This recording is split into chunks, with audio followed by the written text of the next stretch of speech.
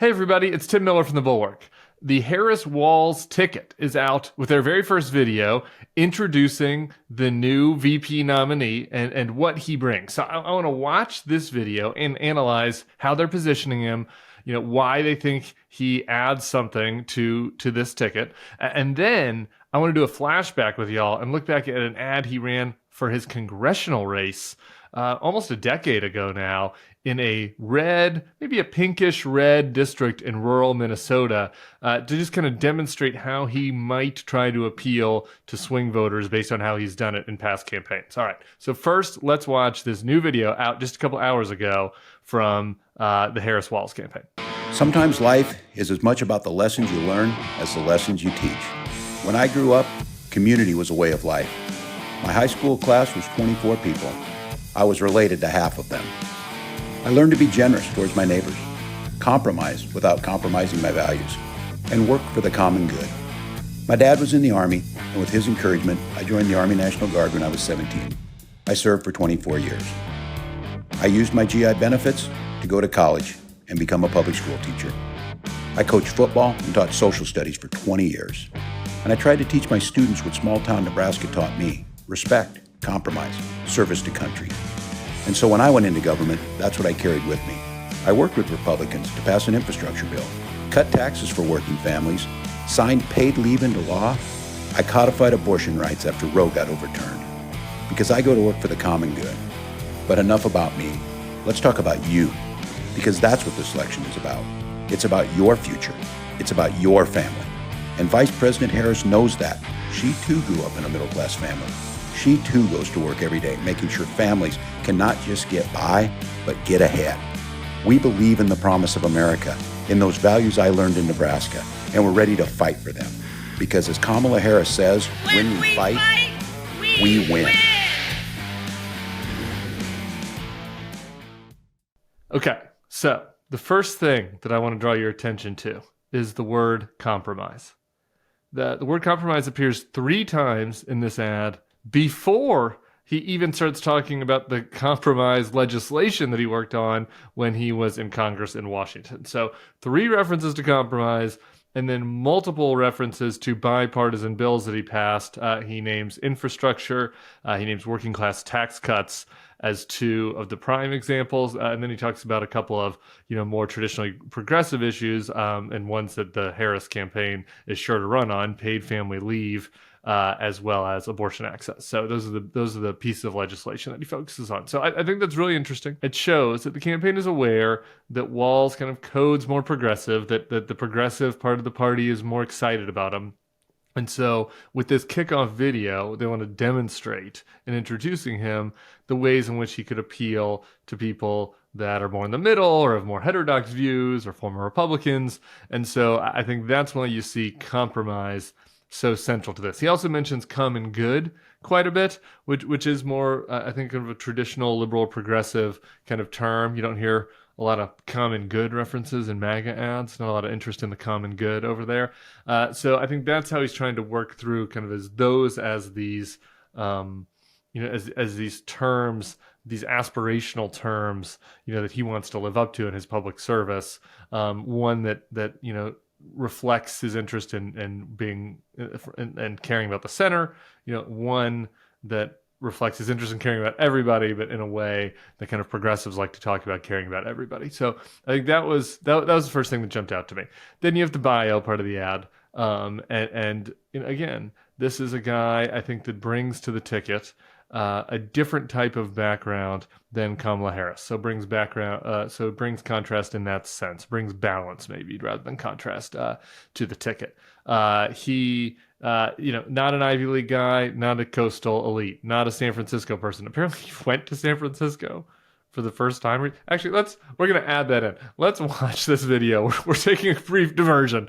We're going to watch this video of Tim Walz talking about what he thought about San Francisco the first time he visited it, like last month.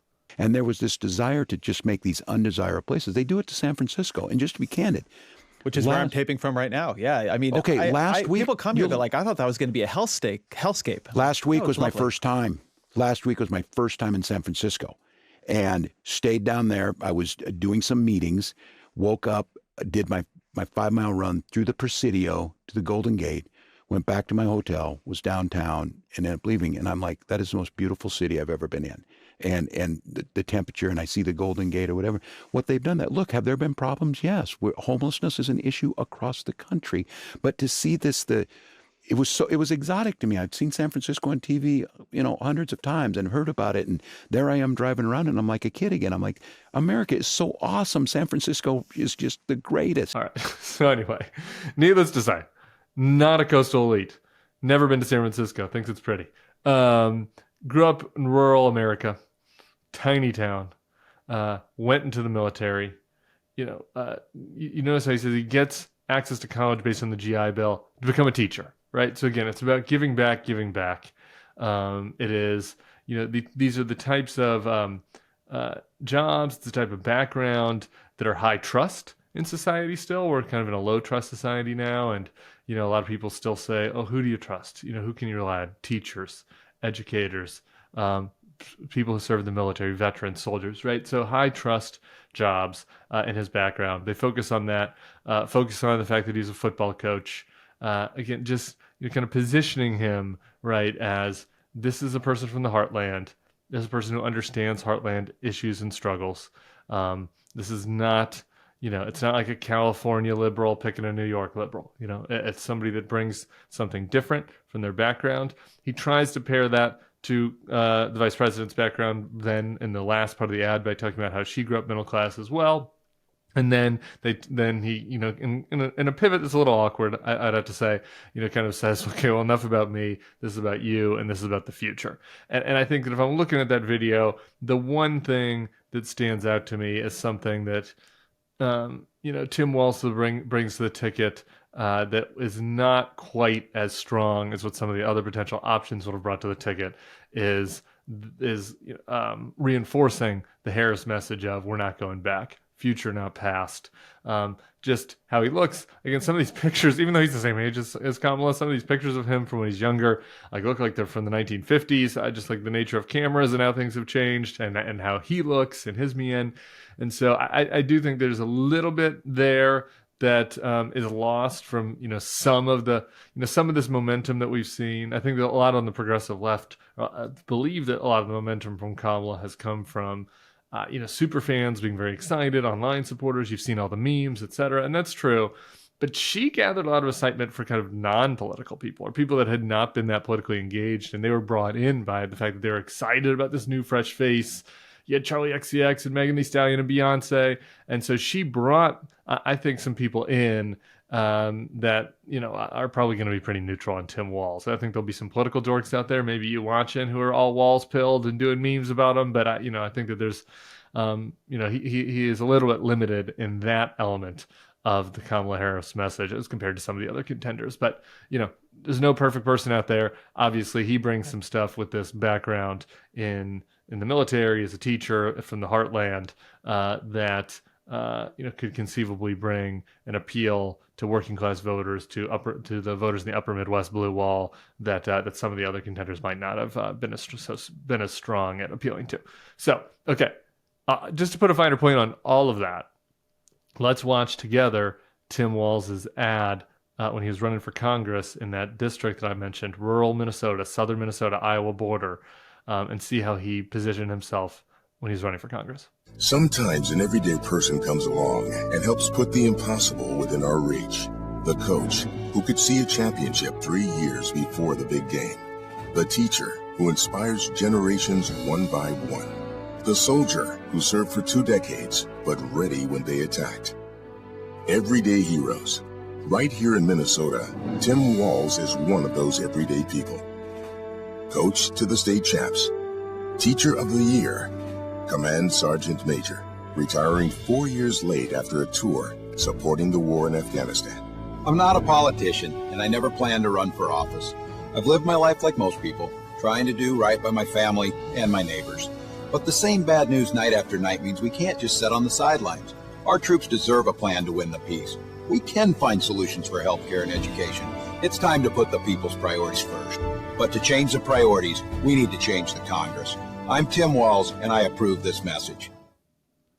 It's a flashback. I love that the everyday American lead on this, right? Again, I'm thinking about the high trust side of this. Teacher, soldier, coach, everyday American in touch with regular people's problems. This is not a DC politician picks a DC politician. And he's been in politics for a little while now, but he has that background.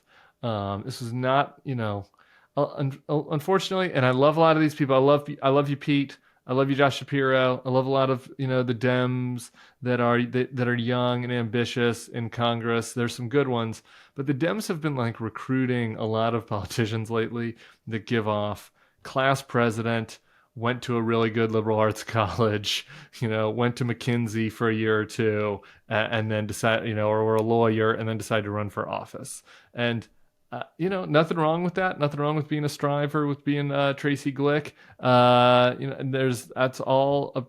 I think that everybody you deserve credit for your straight A's. Shout out to you for your straight A's. But there's a limit sometimes in the appeal of that type of archetype. And Tim Walz is something different. He showed that he could lean into it in a rural district, and kind of a district with some small cities. Rochester's there. But in that kind of heartland, real American district, you can see how he, kind of demonstrated to voters there that even though he's a Democrat, he cared about them. He cared about the issues that mattered to them, be it education quality, access to health care, veterans issues, the wars. And so I think that is going to be where the Democrats try to lean in on in his convention rollout as well, coming up in a couple weeks. Last thing, contrast here. The contrast with J.D. Vance. Haven't seen it yet. We saw a little bit on his audition tour when he's making fun of J.D. Vance over the childless cat ladies. But the contrast between his affect and his background and his experience versus JD's. JD did also serve in the military, but after that, besides that, he comes back and it's Yale Law School. He's working for a venture capital firm. He's writing a screenplay for Hollywood. He's writing a book that turns into a screenplay for Hollywood, right? This is, it's just it is giving off phony. It's not giving off somebody that came from rural America, went back to do what was right for their community, served in their community, and now wants to run for office. It's came from rural America, wrote a book about their problems and how they should buck up, and sucked up to a bunch of rich people like Peter Thiel, and then, got lucked into the vice presidency because Donald Trump's children liked him. It's a good contrast. Walz is more authentic, I think, in talking about these issues. And so I think that that is going to be something to look forward to as they get on the debate stage together, coming up in just under a month. All right. I'm going to have more about the Republican reaction to Walz here on this feed. Make sure you go check out my interview with Chairman Michael Steele about the Walz VP pick on this feed right now. Also talked to Adam Schiff today, running for Senate in California, and he had some interesting words about Donald Trump and Nancy Pelosi. I think you'll like all of that. Subscribe to the feed. We'll see you soon.